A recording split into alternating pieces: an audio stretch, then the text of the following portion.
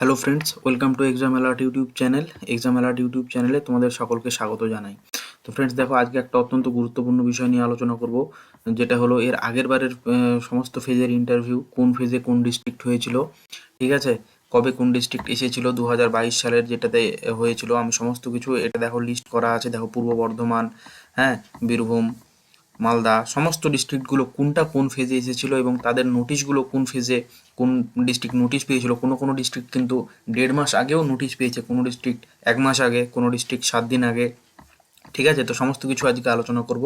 তো ভিডিওটা তোমরা প্রথম থেকে কিন্তু শেষ অবধি দেখো, তাহলে পুরো ডিটেলস জিনিসটা বুঝতে পারবে এবং তাহলে একটা মোটামুটি ধারণা হয়ে যাবে যে তোমাদের যে ডিস্ট্রিক্ট, তোমার ডিস্ট্রিক্ট কবে হবে সেই ধারণাটা কিন্তু তুমি পেয়ে যাবে, ঠিক আছে। তো চলো কথা না বাড়িয়ে শুরু করি। দেখো, প্রথম যে ডিস্ট্রিক্ট সেটা হচ্ছে কি পূর্ব বর্ধমান ডিস্ট্রিক্ট। পূর্ব বর্ধমান ডিস্ট্রিক্ট কত নম্বর ফেজে ছিল? 6th ফেজে ছিল, কিন্তু এর আগের বারে পূর্ব বর্ধমান ডিস্ট্রিক্ট, হ্যাঁ। এর নোটিশ এসেছিল কত তারিখে?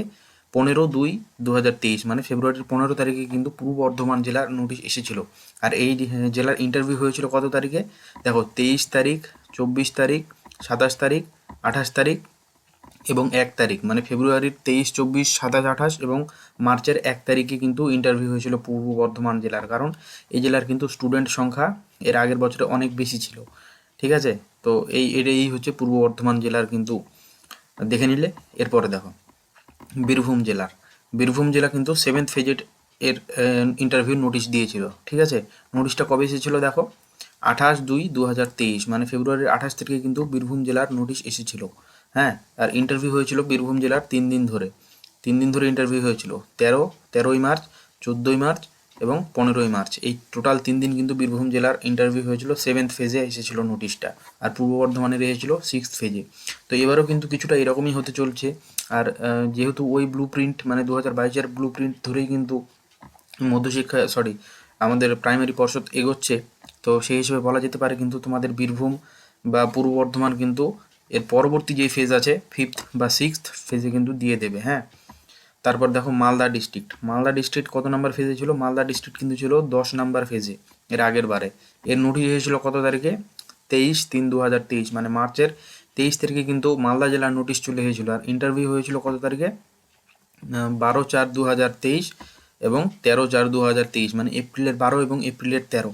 তাহলে তোমরা গ্যাপটা বুঝতে পারছো, 23 থেকে ওদিকে 12 বা 13, ঠিক আছে। তো এরা কিন্তু মোটামুটি 20 দিন মতো সময় পেয়েছিল। তারপরে দেখো মুর্শিদাবাদ। মুর্শিদাবাদ ডিস্ট্রিক্ট কবে এসেছিল? মুর্শিদাবাদ ডিস্ট্রিক্ট এসেছিল 11তম ফেজে।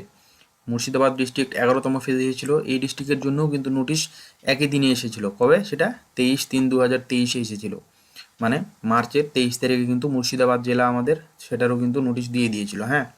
ইন্টারভিউ কবে হয়েছিল? মুর্শিদাবাদেরও 3 দিন ধরে হয়েছিল। প্রথম দিন হয়েছিল 19 তারিখ এপ্রিলের, 20 তারিখ এবং 24 তারিখ। তাহলে এপ্রিলের 19, 20, 24 তারিখে কিন্তু মুর্শিদাবাদ ডিস্ট্রিক্টের ইন্টারভিউ হয়েছিল 2022 সালে, হ্যাঁ। মানে 2022-এর রিক্রুটমেন্টটা, যেটা 23-এ ইন্টারভিউ হয়েছিল। তো এটা কিন্তু 11th ফেজে বা 11তম ফেজে নোটিশ এসেছিল, ঠিক আছে। তো তোমরা সকলে চ্যানেলটা কিন্তু সাবস্ক্রাইব করে দাও, এরকম সমস্ত কিছু আপডেট কিন্তু তোমরা প্রত্যেক দিন পেতে থাকবে। তো সকলেই চ্যানেলটাকে সাবস্ক্রাইব করে দাও। তারপর দেখো নর্থ 24 পরগনা। নর্থ 24 পরগনা এসেছিল কবে? এটা কিন্তু 12th ফেজে বা 12তম ফেজে এসেছিল, হ্যাঁ। 12তম ফেজে এসেছিল। এটারও নোটিশ কিন্তু ওই সেম ডেটেই দিয়ে দিয়েছিল। কবে? 23/3/2023, মানে মার্চের 23 তারিখে দিয়ে দিয়েছিল। এবার এদের ইন্টারভিউ হয়েছিল কবে? 3 দিন ধরে, 25 এপ্রিল, 26 এপ্রিল এবং 27 এপ্রিল। দেখো, তাহলে 3 দিন ধরে ইন্টারভিউ হয়েছিল এবং তাহলে দেখো 1 মাসেরও বেশি সময় কিন্তু এরা পেয়েছিল ইন্টারভিউয়ের নোটিশ দেওয়ার, কিন্তু 1 মাসেরও বেশি এরা সময় পেয়েছিল প্রিপারেশান নেওয়ার। তো এবারও কিছুটা কিন্তু সেরকমই হবে।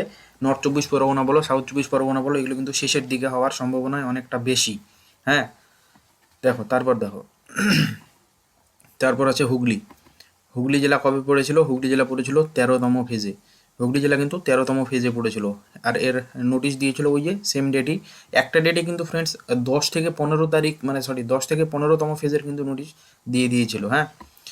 23 তারিখে, মানে মার্চের 23 তারিখেও নোটিশ দিয়ে দিয়েছিল। আর ইন্টারভিউ হয়েছিল দেখো এপ্রিলের 28 তারিখ এবং 29 তারিখ।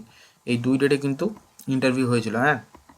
এই 2 ডেটে ইন্টারভিউ হয়েছিল। তাহলে এদের ক্ষেত্রেও কিন্তু গ্যাপটা 1 মাসের অনেকটাই বেশি, ঠিক আছে? তো হুগলিও এইরকমই প্রস্তুত থাকো, শেষের দিকেই মোটামুটি এবারও ইন্টারভিউ হতে চলেছে হুগলি জেলার। তারপরে সাউথ চব্বিশ পরগনা। সাউথ চব্বিশ পরগনার দেখো এটা কিন্তু 14তম ফেজে এসেছিলো সাউথ চব্বিশ পরগনা। এই ডিস্ট্রিক্টের জন্য নোটিশ এসেছিলো কবে? ওই যে সেম ডেট 23/3/2023, মানে মার্চের 23 তারিখ, যেদিন 10 থেকে 15তম ফেজের নোটিশ একদিনই দিয়ে দিয়েছিল। এবার এদের ইন্টারভিউ হয়েছিল 3 দিন ধরে, 2 তারিখ, মানে মে মাসের 2 তারিখ, 3 তারিখ এবং 4 তারিখ।